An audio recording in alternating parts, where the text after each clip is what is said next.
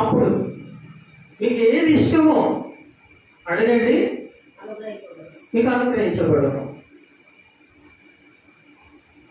ఏదైనా కోరికలు, ఏదైనా అవసరతలు దేవుని దగ్గర నుండి నాకు రావాలి అని అంటే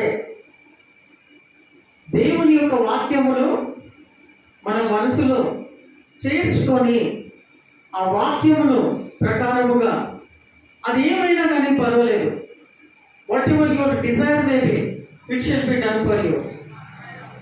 అవునా? అది ఏదైనా పర్వాలేదు. ఏమనున్నది తెలుగులో? మీకు ఏది ఇష్టమో అడుగుడి, అది మీకు అనుగ్రహించబడదు. హల్లెలూయా. బైబిల్ అంతటిలో ప్రియమైన వారులారా, ఆది కాండం నుండి ప్రకటన గ్రంథం వరకు ప్రతి సందర్భాన్ని బట్టి, ప్రతి అవసరతను బట్టి వాక్యాన్ని తీసుకోవాలి. ఉదాహరణకి అప్పుల బాధలతో బాధపడుతున్నాం అనుకో, ఏమని వాక్యం తీసుకోవాలా? ఏమంటాడు? నా మాటలు మీ హృదయంలో భద్రపరచుకోండి. ఫస్ట్ ఆ వాక్యానుసారం, ఆ మాట ప్రకారంగా మీరు అడగండి, అది ఏమైనా కానీ కూడా మీకు అనుగ్రహించబడదు. హల్లెలూయా. అదేమైనా అంటే ఏం చేయాలా? అప్పుల బాధ ఉంది ఉదాహరణకి, ఏ వాక్యం తీసుకోవాలా? తెలియదు. మా అప్పులను తీర్చండి ప్రభువా, మా బాధలను తీర్చండి ప్రభువా, లేకపోతే అది చేయండి ప్రభువా అని మనకున్న తప్పేం లేదు. కనీసం అదన్నా అడుగుతున్నా. కొంతమంది అది కూడా అడగకుండా ఉంటారు. ఉదాహరణకి దేవుని యొక్క వాక్యంను తీసుకొని హృదయంలో ఫస్ట్ చేర్చుకోవాలి. ఆయన మాటను చేర్చుకొని ఆ మాట ప్రకారంగా అడుగుడి, అది మీకు అది ఏమైనాను అనుగ్రహించబడతారు. ఉదాహరణకి పెళ్ళి అవుతలేదు, మంచి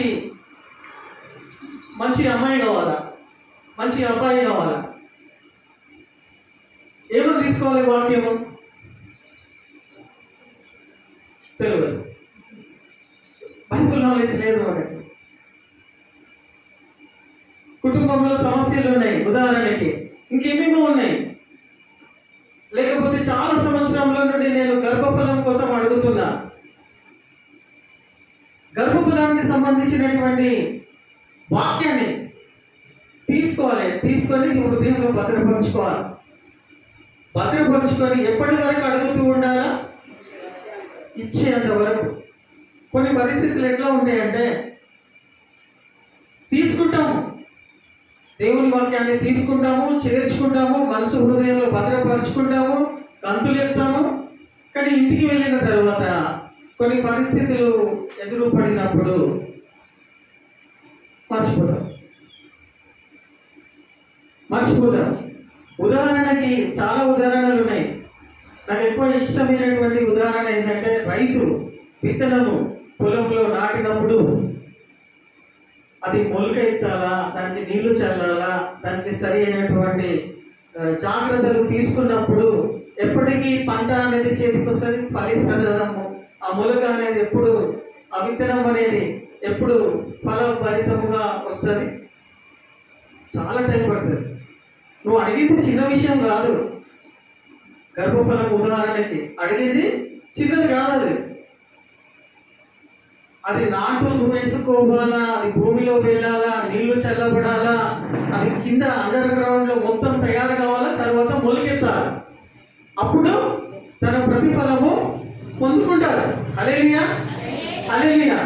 గర్భఫలము యెహోవా ఇచ్చు బహుమానము అని ఎవరితో చెప్పిండ్రు? ఒక ముసలమ్మతో చెప్పిండు, ఒక ముసలాయనతో చెప్పిండు దేవుడు.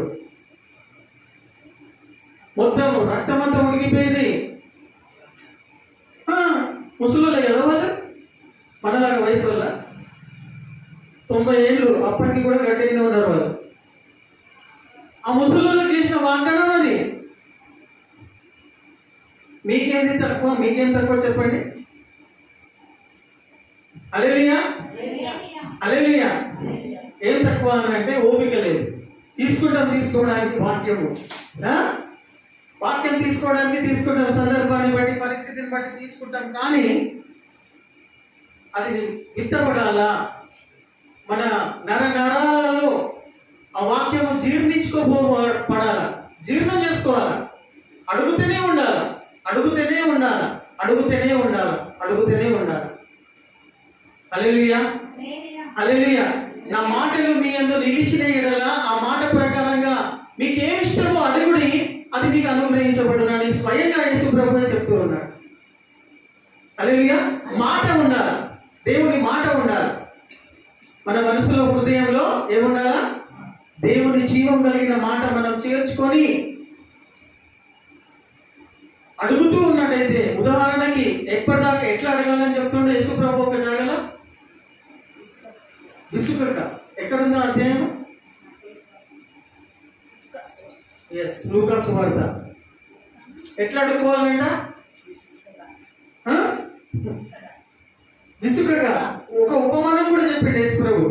వారు విసుకగా నిత్యము, అధ్యాయము వచనం చెప్పాలి, 18 అప్పుడు అనుకుంటా. లూకా సువార్త 18. Yes, right, you are right. వారు విసుకగా నిత్యము ప్రార్థన చేయుచుండవలెనని నన్నుటకు ఆయన వారితో ఈ ఉపమానం చెప్పాను. దేవునికి భయపడకయో. తెలుసు, స్టోరీ అంతా తెలుసు.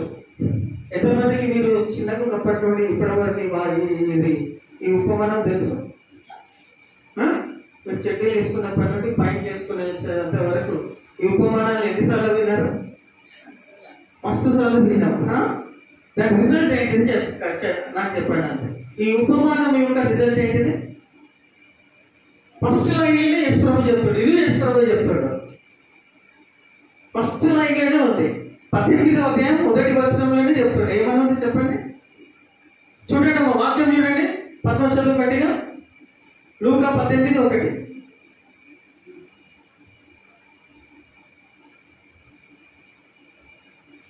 మీరు విసుక నిత్యము ప్రార్థన చేయుచుండవలెను. ఏమంటాడు? చేయుచుండవలెను.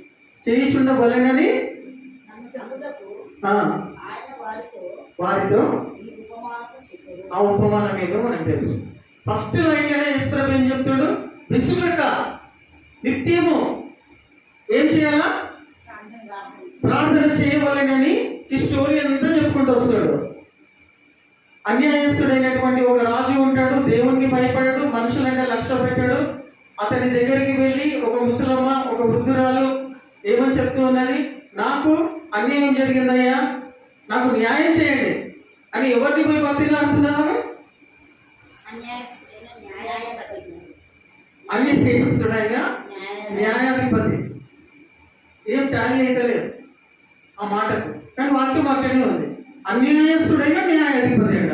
అన్యాయం చేసేటువంటి న్యాయాధిపతి అంటే న్యాయం చేయడు. నువ్వు ఎంత గోజాడినా, నువ్వు ఎన్ని పోయి అంటే అప్లికేషన్లు పెట్టుకున్నా, నువ్వు ఎన్ని పిటిషన్లు పెట్టినా, ఎన్నిసార్లు ఎంఆర్ఓ ఆఫీస్కి వెళ్ళి నువ్వు దరఖాస్తు పెట్టుకున్నా వాడు నిన్ను పట్టించుకోడు. నువ్వు ఇట్లా తీసుకుంటాడు, నువ్వు వాడు బయటికి వెళ్ళాలంటే చిప్పి పడేస్తాడు. అట్లుంటుంది దగ్గరికి వెళ్ళి బతిలాడుతుంది ఈమె. అర్థమవుతుందా ఉపమానం? అట్లాంటి వ్యక్తి దగ్గరికి వెళ్ళి నువ్వు ఎన్ని దరఖాస్తులు పెట్టుకున్నా, ఎన్ని సంవత్సరాలు చెప్పులు అరిగిపోయేదాకా ఆ ఎంఆర్ఓ ఆఫీస్ దగ్గరికి వెళ్ళి, కలెక్టర్ ఆఫీస్కి వెళ్ళి ఎన్నిసార్లు నువ్వు ఇది చేసినా కానీ కూడా పట్టించుకోలేనటువంటి రాజు, అన్యాయస్తుడైన రాజు. ఆమె పట్టు వదలలేదు. నాకు నువ్వు తప్ప ఎవరు సహాయం చేస్తారని ఏం చేసిందంట? మాటి మాటికి పదే పదే నువ్వే నాకు సహాయం చేయాలి, నువ్వు తప్ప నాకు ఎవరు సహాయం చేస్తాడంటే ఆ అన్యాయస్తుడైనటువంటి, వింటున్నారా వాక్యం? అన్యాయస్తుడు అయినటువంటి ఆ రాజు లోపల కనికరం పుట్టుకొచ్చిందంట. అని ముసలి ఊకే వచ్చి నా ఆఫీస్లో నన్ను పరేషాన్ చేస్తున్నది, ఈ పెద్ద మనిషి ఊకే నాకు వచ్చి పరేషాన్ చేస్తున్నది, ఈమె వదిలేటట్టు లేదు నన్ను, ఈమె దరఖాస్తులు ఎన్నిసార్లు చింపి పడేసినా కానీ, ఏం చేసినా పట్టించుకోకున్నా కానీ కూడా ఇట్లనే వచ్చి అడుగుతూ ఉన్నది. కాబట్టి ఈమె ఏమైతే అడుగుతున్నాదో ఇచ్చి పడేస్తే అయిపోతుంది కదా అనుకున్నాడంట. హల్లెలూయా. ఇచ్చేస్తే అయిపోతుంది కదా, మళ్ళా రాదు కదా రేపటి నుండి అని ఎవరి మనసులో ఈ ఆలోచన పుట్టుకొచ్చింది? అన్యాయస్తుడైనటువంటి న్యాయాధిపతి లోపలనే ఈ ఆలోచన పుట్టుకొచ్చిందంట. अरे दे दिए तो हो जाता ना, दे के बिछाए तो हो जाता ना, बहुत बड़ी बात नहीं होता मेरे लिए, छोटी बात है, ये दे दिए तो हो जाता ना बोल के उसके दिल में कनिकरम करुणा पैदा होके आए सुनाए। उसके नीचे प्रभु जी क्या बोल रहे? అన్యాయస్తుడైనటువంటి రాజు యొక్క మాటలు వినండి, న్యాయాధిపతి వినండి, కానీ పరలోకంలో ఉన్నటువంటి మీ తండ్రి, హల్లెలూయా హల్లెలూయా, పరలోకంలో మన తండ్రి, మీ తండ్రి అనేవాడు ఒకడు ఉన్నాడని మీకు తెలుసా? ఉన్నాడని తెలుసా? మీ డాడీ ఒక్కడే తెలుసా? Physical daddy is important, biological daddy is very important. పరలోకంలో ఉన్నటువంటి తండ్రి ఉన్నాడు అని నీకు తెలుసా? మర్చిపోయినవా? ఎంతమంది మర్చిపోయినారు? మనుషుల మీదనే డిపెండ్ అయి బతుకుతూ ఉన్న వాళ్ళు పరలోకంలో ఉన్నటువంటి తండ్రి ఉన్నాడని విషయము మర్చిపోయినటువంటి వాళ్ళు ఎంతమంది ఉన్నారు? యథార్థంగా చేతులు ఎత్తండి. మనుషులనే నమ్ముకొని బతికే వాళ్ళు చాలా మంది ఉన్నారు.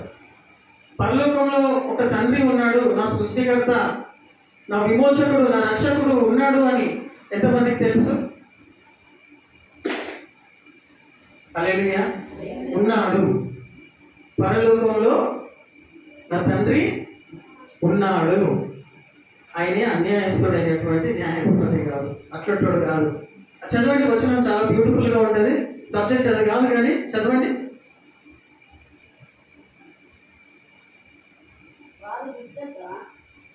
అన్యాయస్తుడు యేసు ప్రభు చెప్తాడు కింద ఉపమానం తర్వాత. మరియు ప్రభు ఇట్లా నేను అన్యాయస్తుడైన ఆ న్యాయాధిపతి చెప్పిన మాట వినుడి.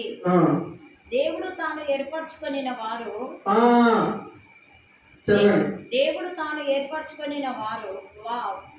ఏర్పరచుకొనిన వారు దివారాత్రులు తన్ను గూర్చి మొరపెట్టుకొను చుండగా వారికి న్యాయం తీర్చడా. మళ్ళీ చదవండి, అది ఆ లైన్ ఒక్కటే చదవండి. దేవుడు తాను ఏర్పరచుకొనిన వారు, దేవుడు నిన్ను ఏర్పరచుకున్నటువంటి నీవు దివారాత్రులు తన్ను గూర్చి, చూసారా? రాత్రులు, దినము రాత్రి దేవుడు నిన్ను ఏర్పరచుకున్నాడు. నువ్వు దినము రాత్రి తన్ను గూర్చి పరలోకంలో ఉన్న తండ్రి గురించి మొరపెట్టుకొనుచుండగా వారికి న్యాయం తీర్చడా. హల్లెలూయా. క్వశ్చన్ మార్క్ అడ యేసు ప్రభు మిమ్మల్ని మన అందరిని అడుగుతాడు, నన్ను అడుగుతాడు, ఇక్కడ కూర్చున్న వాళ్ళు అందరిని అడుగుతాడు. న్యాయము తీర్చడా? ఆయన తీర్చడా? ఉన్నాడా? పరలోకంలో తండ్రి ఉన్నాడా? నువ్వు దినం రాత్రి మొర్ర పెట్టుకుంటే, ఒక విషయం గురించి మొర్ర పెట్టుకుంటే ఎవరికి? పరమ తండ్రి, పరలోకంలో ఉన్న తండ్రికి దినం రాత్రి డైరెక్ట్, వయవయ కాదు, డైరెక్ట్, పాస్టర్ల ద్వారా కాదు, లేకపోతే ఇంకోళ్ళ ద్వారా కాదు, చేయొద్దంటలే. కానీ దిస్ ఇస్ ఇంపార్టెంట్.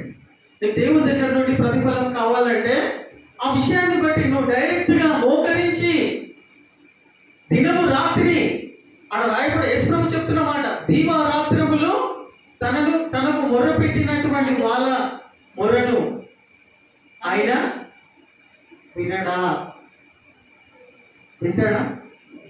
అందరిని అడుగుతున్నామ్మా, నన్ను అందరిని అడుగుతూ ఉన్నాడు. దినం రాత్రి మొర్ర పెట్టుకోవాలంట. గొప్ప విషయం జరగాలంటే దీవారాత్రములు పరలోకంలో ఉన్న తండ్రికి మొర్ర పెట్టుకుంటే ఏమవుతుంది? ఆయన వింటాడనే వాళ్ళ చేతులు లేపండి. డైరెక్ట్ నేను ప్రార్థన చేస్తే దేవుడు వింటాడు. హల్లెలూయా. ఈ రిలేషన్షిప్ కావాలి దేవునికి, నీ ద్వారా, నా ద్వారా. అర్థమవుతుందా? ఇది కోరుకుంటున్నాడు దేవుడు. హల్లెలూయా. ఇందుకోసమే దేవుడు నిన్ను రక్షించుకున్నాడు, నన్ను రక్షించుకున్నాడు. ఇది దేవుడు ప్రాముఖ్యంగా ప్రతి ఒక్కరితో కోరుకుంటున్నాడు. నువ్వు డైరెక్ట్ దేవుడితో కనెక్ట్ అయి ఉండాలి. హల్లెలూయా. దినము రాత్రి ఆ విషయం గురించి మొర్ర పెట్టుకుంటే ఆయన వింటాడు అనేటువంటి నమ్మకం నీకు ఉన్నప్పుడు ఈ రోజు నుండి అయినా దేవుని దగ్గర నుండి గొప్ప గొప్ప విషయాలు ఆశించాలి. దినము రాత్రి నువ్వు పట్టుబట్టినావు అంటే ప్రభువా మాకు కావాలా, ఈ ఓపెన్ ప్లేసెస్ అన్ని కావాలా, ఈ చుట్టుపక్కల బ్యాక్ సైడ్ ఉంటున్నటువంటి ఆ కాంపౌండ్ వాల్ వరకు, ఇక్కడ నుంచి అక్కడ వరకు మాకు ఇక్కడ సంఘము మెగా చర్చి కట్టబడాల. ఇది ఎక్స్టెండ్ చేయబడాలా. హల్లెలూయా. ఈడ పెద్ద సంఘం కట్టబడాలా. ఇది మేము మా ఇష్టంతో అడుగుతలేము ప్రభువా. నువ్వు వాగ్దానం చేసినావు, మందిరము కట్టబడుతుందని, పరిశుద్ధమైన మందిరము కట్టబడుటకు, ఒక మందిరము నిర్మించబడుటకు ఆ విషయాన్ని నువ్వు మనసునకు తెచ్చుకొని ధైర్యము వహించి నా పనిని జరిగించు అని నువ్వే వాగ్దానం ఇచ్చినావు ప్రభువా. అది నెరవేర్చబడేంత వరకు ఎట్లాంటి పట్టుబట్టాలా? దినం రాత్రి ఏం చేయాలా? మొర్ర పెట్టాలా. ఉదాహరణకు అంటున్నా, expect great things from God. Hallelujah. దేవుని దగ్గర